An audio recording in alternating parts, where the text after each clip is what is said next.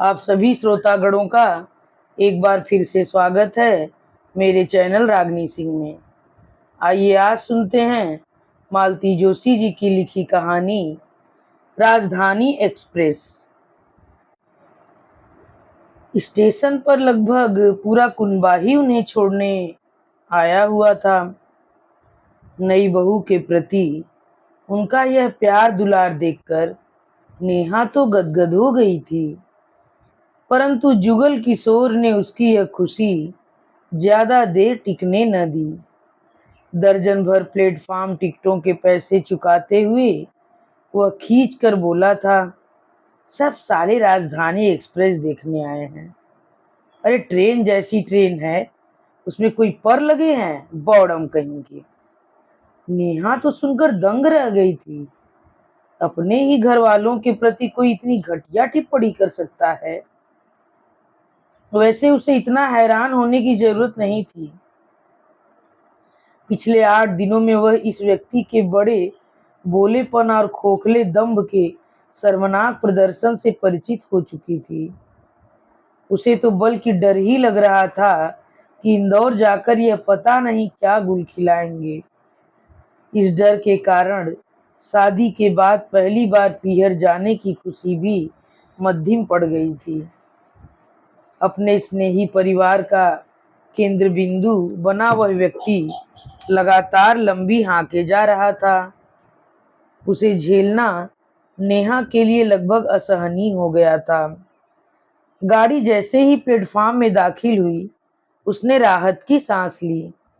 उसे लगा कि यातना का दौर अब समाप्त हो गया है। बेचारी, उसे क्या पता था कि यातना का दौर तो अब शुरू हुआ है। गाड़ी के रवाना होते ही बैरा पानी की बोतलें दे गया। ठंडी तो है ना? तब तक बैरा काफी आगे निकल गया था। जुगल ने उसे वापस बुलाया और पूछा, बोतल ठंडी तो है ना? आप खुद देख लीजिए। दूसरी ले आओ, यह ठंडी नहीं है। जुगल ने दोनों बोतलें लौटा दी। नेहा का प्यास के मारे गला सूख रहा था, पर वह छटपटा कर रह गई। उसके बाद वेटर तब नमूदार हुआ जब सूप सर्व हो रहा था। अभी से सूप दे रहे हो? जुगल ने कहा। खाना कब दोगे? जी 12 बजे। 12 बजे कोई खाने का टाइम है? सुनो, हमें 12 बजे सूप देना और 1 बजे खाना, समझे? बैरा सूप लेकर आगे बढ़ गया। 2 बार याद दिलाने पर पानी की बोतलें आईं। जुगल फिर कुछ कहे, इसके पहले ही नेहा ने अपनी वाली बोतल खोलकर मुंह से लगा दी। प्यास तो खैर लगी ही थी, पर वह जुगल को दोबारा बैरे से उलझने का मौका नहीं देना चाहती थी। जिस समय सबके लिए खाना सर्व हो गया था, जुगल ने अपने लिए सूप मंगवाया। सूप में डालने के लिए एक्स्ट्रा काली मिर्च का पाउडर मंगवाया। बैरा बेचारा पहले तो पीपर की जगह पेपर ही ले आया। उसे दोबारा दौड़ाया गया। दुर्भाग्य से उन लोगों को साइड बर्थ मिली हुई थी, जिसके लिए गाड़ी में घुसते ही जुगल ने एजेंट को धुआंधार गालियां दे डाली थी। साइड बर्थ होने के कारण प्राइवेसी वैसे ही नहीं थी। फिर इस तरह की शोबाजी के कारण आसपास बैठे लोगों की नजरें बार बार इसी ओर उठ रही थीं। नेहा संकोच से गड़ी जा रही थी। सबको खाना सर्व होते देख नेहा को भी भूख लग आई थी। सुबह संकोच के मारे ठीक से नाश्ता भी नहीं कर पाई थी। 1-2 बार दबी जबान से उसने पति से कहा भी था, पर बुरी तरह झिड़क दी गई थी। एकदम रुआंसी हो आई थी वह। जब सबका खाना समेटा जा चुका तो जुगल ने बैरे को ऑर्डर दिया, हमारा खाना लगाओ। और उसके बाद जुगल ने एक अप्रत्याशित कदम उठाया। आमने सामने वाली बर्थ के बीच में खिड़की के पास एक छोटी सी टेबल होती है। वहां बैठे हुए यात्रियों से उसने कहा, आप लोग थोड़ा सरक जाएंगे, हम लोगों को खाना खाना है। वे लोग ही नहीं, नेहा भी भौचक होकर देखती रह गई थी। उसके तो पैर ही नहीं उठ रहे थे। तमाशा तो खैर उनका बन ही चुका था। वह जल्दी निबट जाए, इसलिए वह चुपचाप जाकर सामने वाली सीट पर बैठ गई। बड़ी देर तक इंतजार के बाद जुगल ने बैरे को आवाज दी, हमारा खाना कहाँ है? आपकी सीट पर, इधर लाओ। बैरे ने दोनों बॉक्स लेकर उनके सामने रख दिए। क्या क्या है? छोले चावल, आलू पनीर पराठे सलाद दही। दाल नहीं है? नहीं, आज छोले हैं। पर मीनू में तो दाल लिखी है। बैरे ने कोई जवाब नहीं दिया। हमें दाल चाहिए, मैनेजर को बुलवाओ। उसके बाद मैनेजर को बुलाओ जैसे उसका तकिया कलाम ही हो गया। फिर उसने रोटियों का रोल खोला। ये तो एकदम कच्ची हैं। जुगल ने नेहा की रोटियों का भी मुआयना किया। फिर दोनों रोल उसे पकड़ाते हुए कहा, बदल कर लाओ। 2 बार बैरे को दौड़ाने के बाद खाना शुरू हुआ। इतनी भूख थी नेहा, इतनी भूखी थी नेहा, पर इस हंगामे से उसकी तो जैसे भूख ही मर गई। एक तो दूसरों को उठाकर उनकी जगह बैठने के लिए वह शर्मसार थी, और उनका खाना था कि खत्म ही नहीं हो रहा था। मुश्किल से वह एक छोटी रोटी खा पाई और उठ खड़ी हुई। यह खत्म करो भाई, we have paid for it. शर्म से नेहा के तो आंसू निकल आए। पति की अवज्ञा करके वह हाथ धोने चली गई। लॉबी में बैरे आपस में बतिया रहे थे। नई दुल्हनिया पर रौब गांठ रहा है ससुरा। पहली बार राजधानी एक्सप्रेस में चढ़ा होगा। उसे क्या मालूम कि ऐसे 50 को हम लोग रोज चरा लेते हैं। शर्म के मारे नेहा वॉश बेसिन के पास खड़ी न रह सकी, सीधे टॉयलेट में चली गई।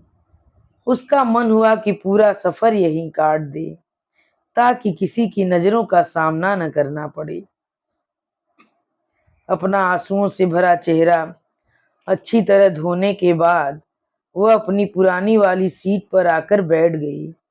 जुगल अभी खा ही रहा था, शायद उसके हिस्से का भी खत्म कर रहा था। We have paid for it. इत्मीनान से खाना खाने के बाद एक लंबी सी डकार लेकर वह हाथ धोने चला गया।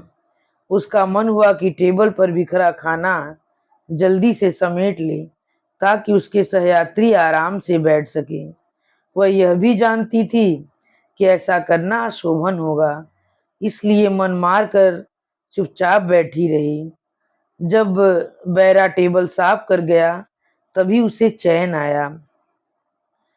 खाने के बाद दोनों को झपकी सी आने लगी थी। ये लोग बेडरोल नहीं दिए हैं क्या? जुगल ने पूछा। नेहा ने ऊपर वाली बर्थ की ओर इशारा कर दिया। जुगल लिफाफे खोलकर एक एक चीज निकालने लगा। देखना जरा साफ है कि नहीं, नहीं तो बदलवाता हूँ। ये लॉन्ड्री पैक ही होते हैं, नेहा ने कहते हुए ऊपर की बर्थ पर बिस्तर लगा ही दिया। अपना भी लगा लो। लगा लूंगी, आप ऊपर तो जाइए। इतने लोगों के सामने सोने का तो सवाल ही नहीं था, पर उसने हुज्जत नहीं की, नहीं तो सुनना पड़ता। We have paid for it. पीठ पीछे तकिया लगाकर उसने पैर लंबे कर लिए और पैरों पर चादर डाल ली। 4 बजे चाय आई। फ्रूट्स कहाँ है? जुगल ने पूछा। चाय के साथ फ्रूट्स? नेहा ने कहना चाहा तो जुगल ने उसे गुड़क दिया। तुम चुप रहो, मुझे पता है चाय के साथ फूड सर्व होते हैं। फिर बैरे से कहा, तुम जरा अपने मैनेजर को बुलवाओ। थोड़ी देर बाद बैरा 2 बाउल्स दे गया, जिनमें सेब की व केले की फांके थी और थोड़े अंगूर थे। जुगल ने एक अंगूर मुंह में डाला और विजयी मुद्रा में नेहा की ओर देखा। तभी एक स्मार्ट सा आदमी उनके सामने आकर खड़ा हुआ। I am the manager, any complaint sir? चाय के साथ फ्रूट्स क्यों नहीं सर्व किए गए? किए तो हैं। उसने बाउल्स की ओर इशारा किया। वह तो रिवाइंड करने के बाद आए हैं। तो बात यह है सर कि फ्रूट्स हम सिर्फ एसी फर्स्ट वालों को सर्व करते हैं। नेहा को लगा कि धरती फट जाए और वह उसमें समा जाए, पर वह धरती पर कहाँ थी। वह तो राजधानी एक्सप्रेस की एसी 3 बोगी में सफर कर रही थी और मैनेजर ने बड़ी विनम्रता से उन्हें उनकी औकात बता दी थी। तो ये हम पर एहसान किया जा रहा है, जुगल फुफकार उठा। एहसान कैसा सर, आप तो हमारे मेहमान हैं, आपको खुश रखना हमारा फर्ज है। Carry on and thank you. उन फलों को छूने की भी नेहा की इच्छा नहीं हुई। जुगल ने ही दोनों बाउल्स खाली किए। 6 बजे के करीब वेटर शाम के खाने को पूछने के लिए आया। उन लोगों को 9 बजे भोपाल उतरना था, जहां जुगल के दोस्त के यहाँ रात गुजार कर वे सुबह इंदौर के लिए रवाना होने वाले थे। खाना रात का वहीं था। वह सचमुच खुश थी कि दोपहर के खाने का तमाशा रात को रिपीट नहीं होगा। उसे सचमुच हौल बैठ गया था। बैरा जब पूछने आया तो जुगल उससे मीनू दरियाफ्त करने लगा। पर हम लोग तो, नेहा ने कहना चाहा तो जुगल ने उसे घुड़क दिया और बैरे से कहा, दोनों नॉनवेज हैं और दोनों पैक करके लाना। लेकिन मैं तो, नेहा ने फिर कहना चाहा तो जुगल झल्ला उठा, तुम थोड़ी देर चुप नहीं रह सकती? मालूम है हम मुकेश के यहाँ जा रहे हैं, उसकी बीवी ने जो भी पूरी सब्जी बनाई होगी तुम खाना, हम दोनों चिकन उड़ाएंगे। शाम को फिर सूप आया, गर्म नहीं था इसलिए लौटाया गया। फिर 2-2 गिलास मांगे गए, साथ में पीपर पाउडर भी। उफ, ये आदमी कितनी काली मिर्च खाता है, तभी न दिमाग इतना गर्म है। उतरने से पहले अपना हुलिया सुधारने के लिए वो बाथरूम गई तो बैरे की बात फिर कानों से टकराई। वह सरफिरा भोपाल उतर रहा है। अच्छा है, नहीं तो रात भर कान खा जाता। क्या ये बातें जानबूझकर उसे सुनाकर कही गई हैं? स्टेशन पर मुकेश सपत्नीक लेने आया था।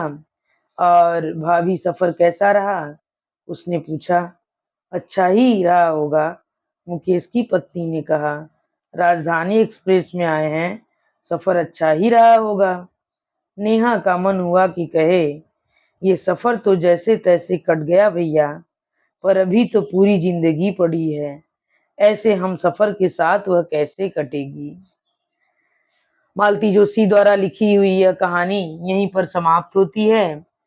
आप सभी श्रोतागणों से मेरा विनम्र अनुरोध है कि आप लोगों को अगर यह कहानी अच्छी लगी हो तो कृपया मेरे चैनल को सब्सक्राइब, वीडियो को लाइक कीजिएगा और कमेंट करके ज़रूर बताइए कि आप लोगों को कैसी लगी। धन्यवाद।